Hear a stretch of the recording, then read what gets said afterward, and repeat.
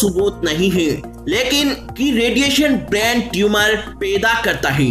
बस वैज्ञानिकों को इसके अब तक संकेत भर मिले हैं, ठोस सबूत नहीं मिले हैं। मार्टिन कहते हैं कि इस पर अभी चिंता करने की कोई जरूरत नहीं है।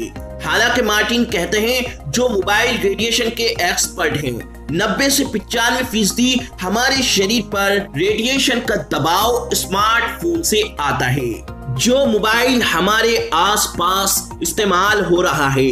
अगर कुछ करना है तो ये आपके हाथ में है।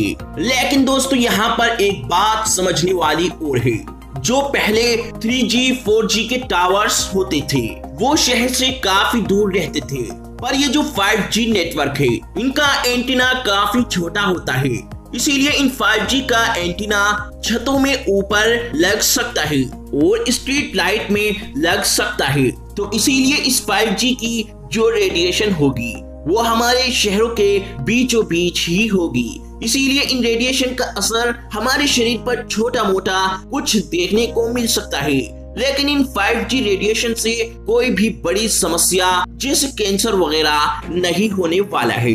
WHO यानी वर्ल्ड हेल्थ ऑर्गेनाइजेशन की एक रिपोर्ट के मुताबिक 5G नेटवर्क से हमारे शरीर को किसी भी बड़ी समस्या का खतरा नहीं है, जैसे कैंसर का और ना ही कोरोना का। WHO की रिपोर्ट के मुताबिक कोरोना का कुछ और ही कारण है। 5G नेटवर्क का कोरोना से कोई ताल्लुक नहीं है। हालांकि WHO की रिपोर्ट में इतना कहा गया है कि ये 5G नेटवर्क हमारे शरीर के अंदर हीट यानी तापमान को बढ़ाता है। दोस्तों आज सोशल मीडिया पर किसी भी चीज को छूने पर हल्का हल्का करंट लगने की खबर फैली हुई है और इस करंट लगने की वजह को 5G नेटवर्क से जोड़ा गया है। इसीलिए दोस्तों सबसे पहले मैं आपको बता दूं, हमारे भारत के अंदर 5G टेक्नोलॉजी का उपयोग किया गया है ही नहीं।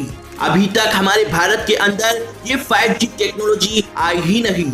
और वैज्ञानिकों की एक रिपोर्ट के मुताबिक हमारे ब्रह्मांड में सभी चीजें एटम यानी परमाणु से बनी होती हैं। हर एटम में इलेक्ट्रॉन, प्रोटॉन और न्यूट्रॉन होते हैं। इलेक्ट्रॉन्स में निगेटिव चार्ज होते हैं, प्रोटॉन्स में पॉजिटिवली चार्ज होते हैं।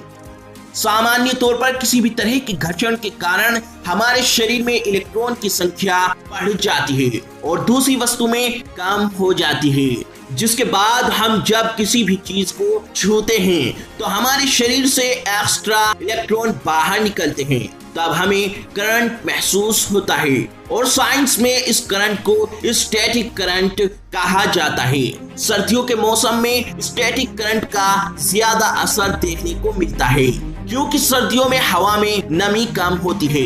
इस कारण इलेक्ट्रॉन आसानी से हमारी स्किन की सतह पर विकसित हो जाता है। इसीलिए वैज्ञानिकों की रिपोर्ट के मुताबिक करंट लगने वाली बात को 5G नेटवर्क से जोड़ना बिल्कुल गलत है। लेकिन दोस्तों आज हमारे भारत के अंदर 5G की टेस्टिंग को रोकने के लिए सुप्रीम कोर्ट में याचिका दायर की गई है। ये याचिका दायर की है वकील AP सिंह ने। याचिका में लिखा गया है कि भारत में 5G इंटरनेट टावर परीक्षण पर प्रतिबंध लगाया जाए। भारत सहित आज दुनिया भर में 5G नेटवर्क का विरोध किया जा रहा है। 5G नेटवर्क धरती के लिए एक बहुत बड़ा खतरा है, लेकिन मोबाइल कंपनियों ने 5G स्मार्टफोन बेचना शुरू कर दिया है। साथ ही दोस्तों दूरसंचार विभाग ने 5G टेक्नोलॉजी और स्पेक्ट्रम ट्रायल की अनुमति दे दी है।